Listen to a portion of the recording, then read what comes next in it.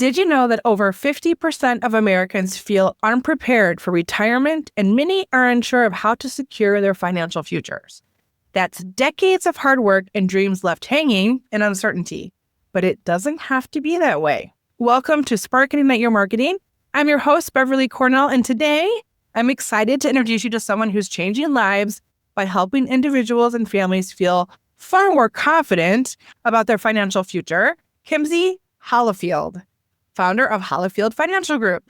Kimsey started in the insurance industry at just 20 years old. He built his own business with one clear mission: to transform lives through sound financial planning and investment strategies. Whether it's helping people plan for retirement, protect their wealth, or keep their money safe, Kimsey and his team treat every client like they're part of their family.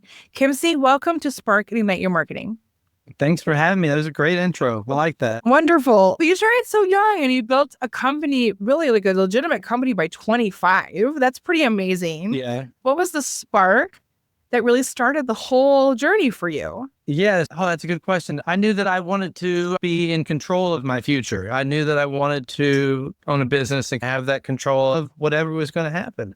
I didn't know what the business was going to be, and I didn't want to sell insurance, but I got married when I was 20. I got married. We were both in college at the time, and I had literally no good plan. My best friend's dad actually ran an insurance agency, and he said, "Hey, I'll hire you to sell insurance, and you can make X amount of dollars." And I said, "Okay, I'll give it a shot. It's better than whatever else I had going on at the time." And I tried it out, and I was really bad. If you came to me and said, "I want to buy life insurance," I probably would not have been able to sell it to you. I wasn't very good at it. I didn't really understand how to go about meeting with clients, how to help people. I didn't understand the products. I didn't understand anything about it. And I was scared to death to do any of it. But if you put enough effort into anything, you're going to get better. Then you get a little bit better, and you get a little bit better. And then next time I was pretty good. I had a lot of clients. And then I left that company and started a business at 25. But I guess it was like having your back against the wall. You had to do it. The pressure of necessity, like I have to do this or we won't eat. Yeah, that's a big motivator. I remember a moment with my husband where we couldn't pay the cable bill, and I was like, this is going to change. That was a very inviting moment in for sure. Our career paths, for sure. When I read your application, and we were talking a little bit beforehand, so I was like, everyone you want to work with wants to feel like family to you. Why is that so important? How do you make that happen? I heard a survey the other day that said it asked financial advisors, "Are you good at customer service? Are you good at this?" And everybody was great. And that's probably not true. It occurred to me at a certain point, it wasn't if you wore a suit and tie. It wasn't if you used big words. People, first of all, they don't want to feel threatened in this environment. They want to feel like you're a friend or a family. And I think it came from, honestly, the first time I met with someone to try to open an account, and I felt so bad about myself. Like I was not doing the right things. You go to do your taxes and I feel so uncomfortable here. You go to see the attorney, like, I don't want to be here. And I understand that most people don't want to come see me for the first time because they don't want to see anybody in my environment, because it's like a math class and a dental exam and like marriage counseling. You want people to feel comfortable. For example, our annual Christmas party, we have it at my house. I want to work with people that I enjoy hanging out with and enjoy being with. The thing that I tell people all the time is that you get to define your own business. You can create your own business and work with whoever you want to. You can choose the people you want to work with. You don't have to work with people that don't respect you. And you want to help them and serve them and make sure that they're okay. Yeah. Do you have a story of how a client has transformed, like when working with you? What did that look like? Yeah. Most of my clients, I would say, are in their late 50s, 60 years old. They're pretty close to retiring. They have a lot of things already set up. They have money saved up. But most of them don't understand how to go from being a worker to being retired. A client works for Boeing and has for a long time, and he's going to retire in May. And I asked him, "How does that make you feel to retire?" And he said, "I'm scared to death. I've worked my whole life. I don't know what to do." You want to retire, but when you get there, it's a totally different thing. And I think a lot of people, most of our clients, they have a lot of things set up and they're savers. They're careful with money a lot of times. Some of them are not, some of them are, but they have this whole process where they've worked and now they have to retire. And it's tough because you don't have a plan of that. It's easy if you're 20 or 30 years old and you say, "I'm just going to put money into a fund and it hopefully goes up. And if it doesn't, I'm 25 years old. Who cares?" But I think it's the fear of that. So one of the things we do is really go through a process of how much Social Security can you get? How much income do you need? And say, like, how can we replace the income that you need so that you can retire and not have to worry if the market goes up and down? Because there's so many things that you can't control in the world, but you can control your income in retirement. My husband and I have divided out the financial side of it. I do the day-to-day budgeting and he does the future budgeting. And I think his is scarier because it is a lot more zeros, but it's also how long are we going to live? And what are we going to do? And how much money should we put aside for traveling? And what is that going to look like in 10, 20 years? Like, how expensive will it be? And will we be able to travel? There's just a lot to think about when you're planning for your future. Yeah, there's so many unknowns and there's so many things now that can happen. And we really try to use like a foundation for what we do for planning, try to use things that are guaranteed, that are very safe for the money that has to come in every month, because people are going to be retired a long time. People are living a long time now. So every entrepreneur their journey is not a straight and narrow path. There's ups and downs and sideways and forks in the roads and all the things. COVID-19 was a difficult time for so many businesses. How do you navigate those difficulties while keeping your business strong? When you're a business owner, you can't be way up one day and way down, because if you do that, you're probably going to go insane. Actually, COVID was not bad for us at all. I wouldn't say it was a good time, but that year we grew our business really well. But one of the things that I had to learn is that a lot of the things we were doing to get clients at the time, we were doing dinner events in groups for people who are 55, 65 years old, and that all shut down. I had a conversation with my wife and she said, you've worked really hard for a long time and you've always said, trust that God is going to take care of us. But now is an interesting time because you actually can't do your seminars and your events. You actually have to trust that God's going to take care of everything. And you're going to have to, reach out to clients, and you're going to have to do, things in a little bit of a different way. And I told my staff at the time, listen, I don't know what this is going to look like, but we're not going to lay anybody off. We're going to work from home, whatever that is. I don't know what that means. But that was a time where we just had to pivot to a different way of doing it. I figured Zoom out. We did some Zoom meetings, and it was like, get to the end of the Zoom meeting. And now I do a lot of Zooms because they have clients in North Carolina, South Carolina, Georgia, Florida, New York. But back to your question, you have to stay even keel. You have to have a long-term goal of what you're doing. But you can't be emotional up and down. You have to be a little robotic about it. That's how you have to be with your money, too. That's actually a great analogy for what you do, for sure. I didn't think about that. So this season, we're really focusing on how our interviews or how the companies that we work with on the podcast, how do you awaken your brand magic? Was there a moment where everything aligned and you saw how unique your magic was and what you bring to the table? When you ask that, I'm reminded of a time where I was probably in my early 20s, and I was in a meeting with a client with someone who was an early mentor to me. And I just had this moment where I looked at him and I was like, he wasn't what you would maybe expect to be like crazy successful in this industry. Okay. And I thought he's very unique. And I was like, maybe that's it. We're all unique. Maybe that's the thing. And from there on, I began to not try to come into a meeting and say, hello, Beverly, how are you doing this afternoon? And I just said, you know what? I'm just going to try to actually just be myself. And if people want to work with me, I'll do it. And if they don't want to work with me, fine. But I'm not going to be anybody different, because if I met you and I try to be like what you would think of as a financial advisor on TV, and I wasn't myself, then eventually I have to be myself. I think nowadays it's all about personal brand. If you look at Gary Vaynerchuk. Oh, I love Gary. Oh, he's great. But most people would be like, what does he do? Most people don't even know what he does. It's just the whole side of things. So that's the biggest thing. Just be yourself. Being yourself is so much more than that. Like the reason why, your passion, your why, your vision, your core values, all of it defines your unique magic. And everybody has it. I know one of my clients, they're an accountant, and they say, we're not your father's accountant. Yeah, see, that's great. That's wonderful. You get a whole different impression of who they are because they're not your father's accountant. Yeah. They have tattoos and they have fun-colored hair. And Like they want to work with companies and businesses that are more fun and sassy than that fits them because that's who they are. So Yeah. you can fully lean into your magic and own that in such a unique space. So I heard you say North Carolina, South Carolina, Georgia. Where are you actually? Just outside Charleston in Somerville, but like Okay. just about 15 minutes outside Charleston, South Carolina. Charleston's awesome. I'm actually just outside of Fayetteville, North Carolina. So we're not too far from you, 5 hours. Yeah, 5 hours from you. But I was not born and raised here. I was born in Alabama, but raised in Michigan. I was born and raised in Asheville. Beautiful. Yeah. And do you have family that was affected by the hurricane that came through?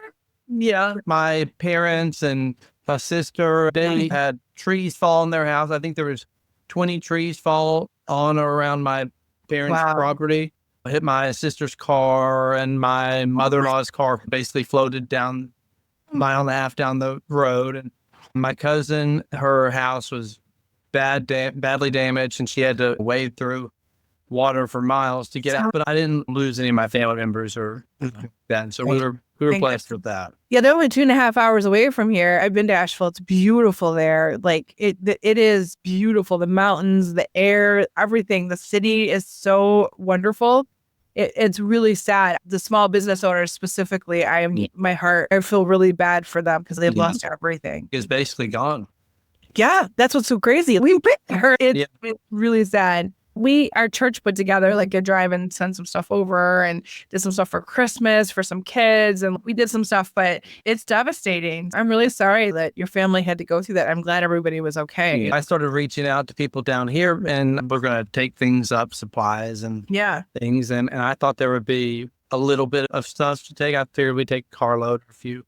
And from then on, my front porch was covered. We had boxes all in my house. The office was full of stuff, and we had to start loading up SUVs. And then a neighbor of mine has a plane, and we were able to get them. And she helped a lot. But then it became that so many people were giving so much. You do with it all, yeah.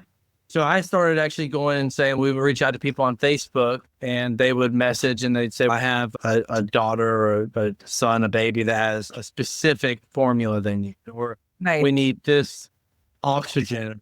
And so we were able to say, okay, here, we'll write all this stuff down. And then we would to individuals because the basic stuff was just handled. And it was so great to see how much help came from the Charleston area to up there. It was really wonderful to see.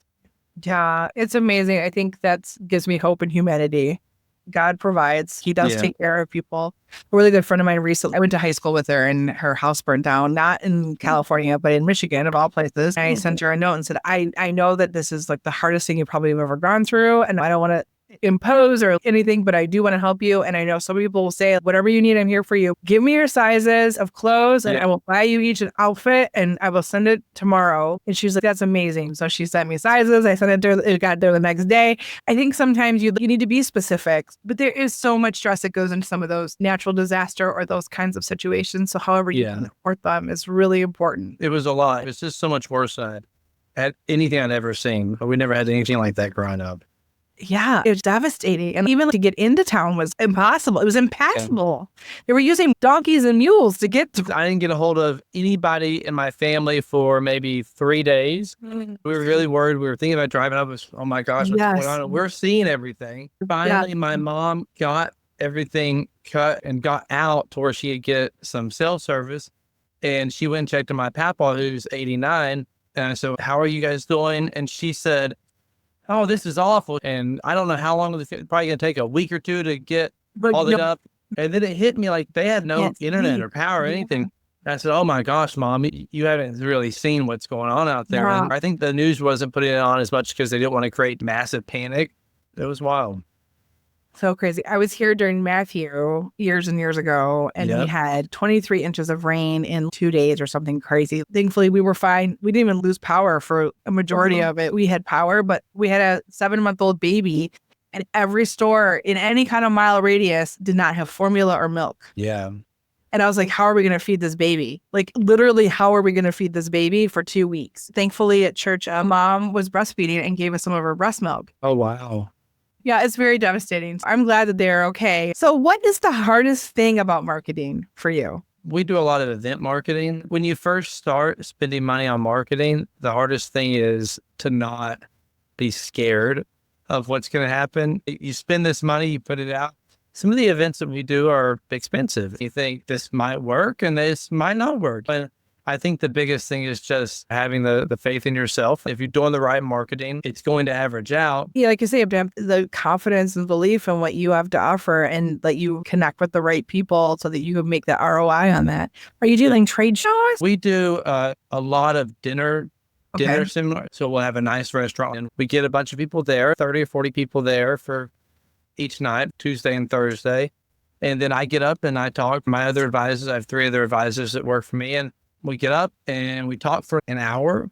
And then at the end, we have a response sheet. And if they want to come in for a one-on-one meeting, then they mark that and they can come in. But after we're done talking, they bring the food out.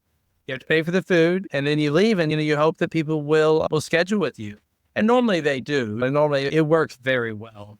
But sometimes they don't. When you have a bad night and you think, oh my gosh, I barely got any appointments out of this. And then sometimes everybody wants to meet with you. What marketing mistake have you made, but how did it help you actually grow? Oh, going back to public events, I was really bad at public speaking, but I knew that people were having success with public events. Okay. And I started doing them, but I wasn't having success with them, and I couldn't figure out really why.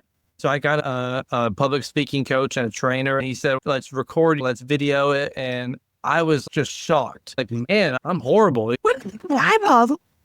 I didn't realize that I was really bad and really boring. I worked with a couple of people. I worked with Pat Quinn. Pat Quinn is a public speaking coach. He works with Damon John and Grant Cardone and Tony Robbins. And he talked all about storytelling.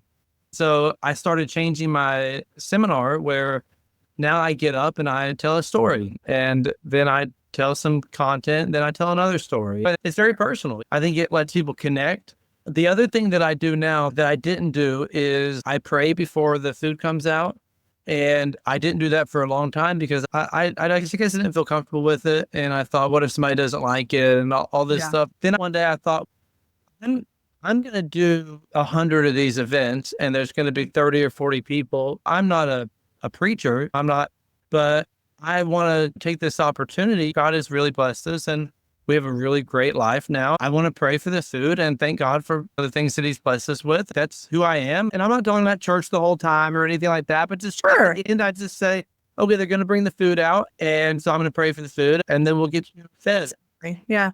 And actually, that's something I had so many clients now that say, I really appreciate that. I don't do that to get results. I do that because that's me personally.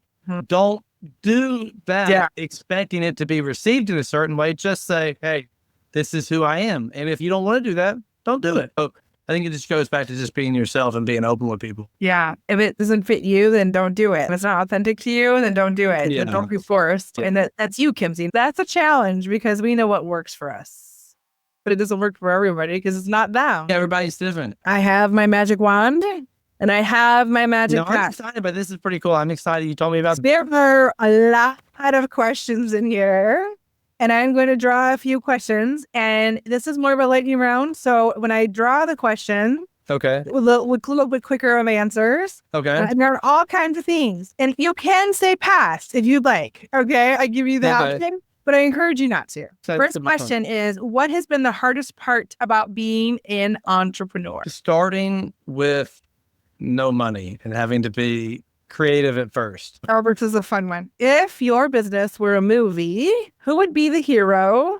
What would be the main conflict? And how would your brand guide the hero to victory? I never thought about that before. Ooh, that's a tough one. The conflict would be some expansion. Are we going to keep growing? Who would be the hero? I don't know. I guess it's got to be me. Who's the actor? Brian Austin Green. And how do you use the hero guides the victory? What's the victory look like? The end of the movie has to be like, we decided to grow and take whatever the next step was and expand.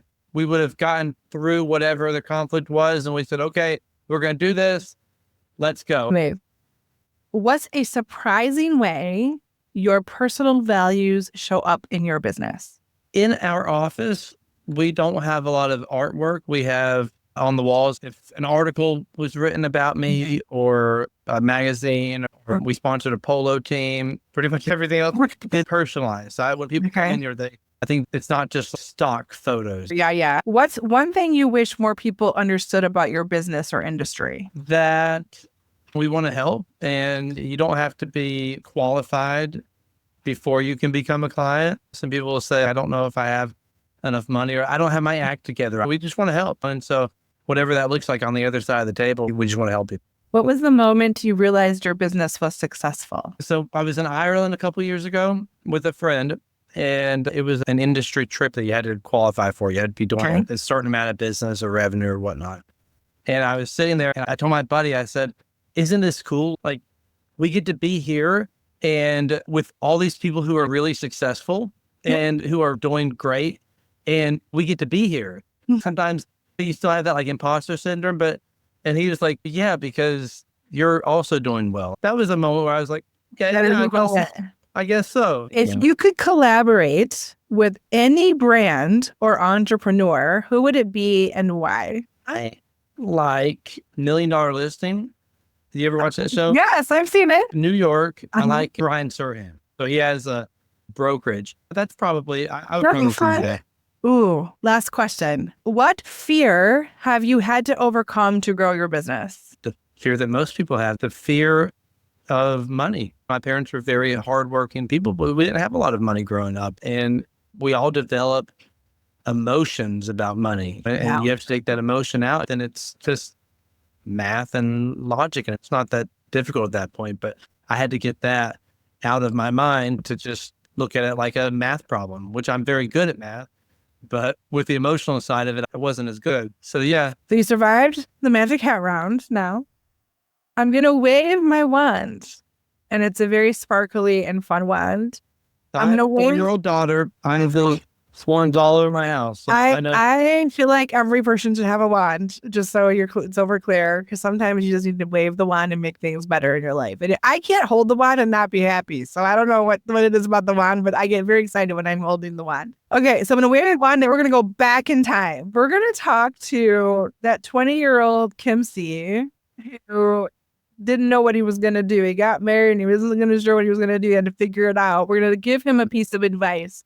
What advice would we give that, Kimsey? To take the simplest path and not overcomplicate things. Man, I feel so old with that now.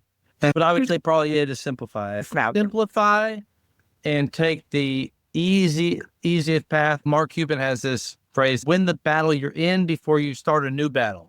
It's so hard as an entrepreneur. We get so distracted because we love building things. Like it's hard to really focus. So I also want to ask the 20-year-old Kimsey, what would 20-year-old Kimsey say about your life now and your business?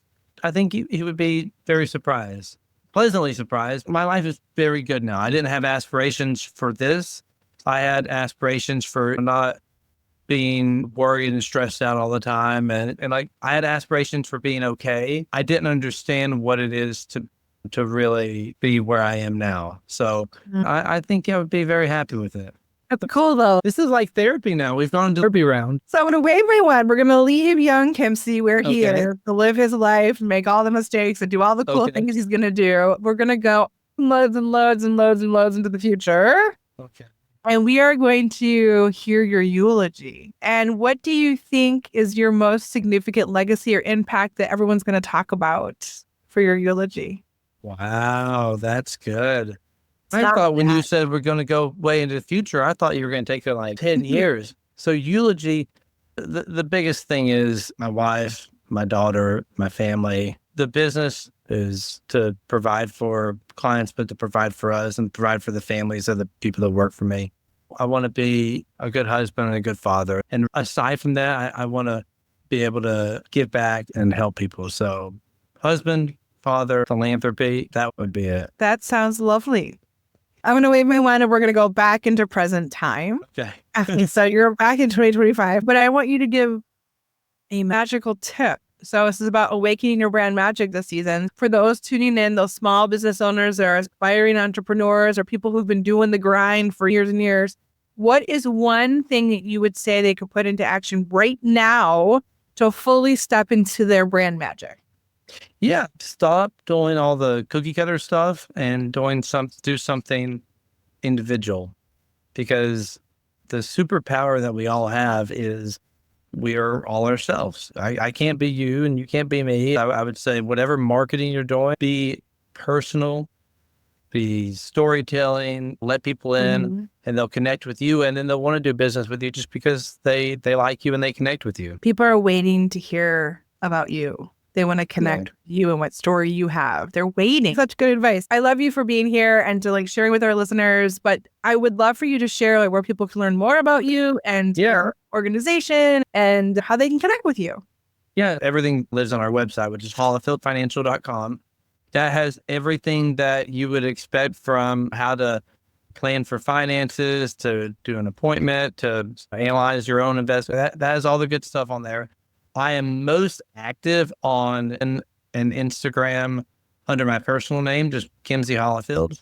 And then on Facebook, we put a lot of stuff out for the business. So Kimsey Hollifield, LinkedIn and Instagram, and our website, hollifieldfinancial.com is just redone. And now the new website is live last week. So it's really good. I think it's really interactive. Nice. That's exciting. Thank you so much for joining me today, Kimsey. It's been really fun to get to know you, learn about your journey, and hearing all your stories. And to all our listeners, I really hope you found today's conversation as inspiring as I did.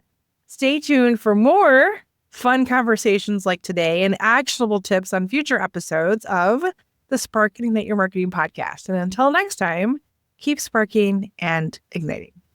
Thank you so much for tuning into the Spark and Ignite Your Marketing podcast. I hope you found today's conversation or activation be something clear and actionable that you can take back to your very own business. If you found this helpful, I'd love it if you take a moment to share your thoughts in a review. Not only does this help us see what's working and what you'd like to hear more of, but it also helps other business owners just like you find the sparks that they need. And if you know someone who could use today's tips, why not share this episode with them? A little inspiration can go a long way, and together we can help more people simplify their marketing and make their business shine.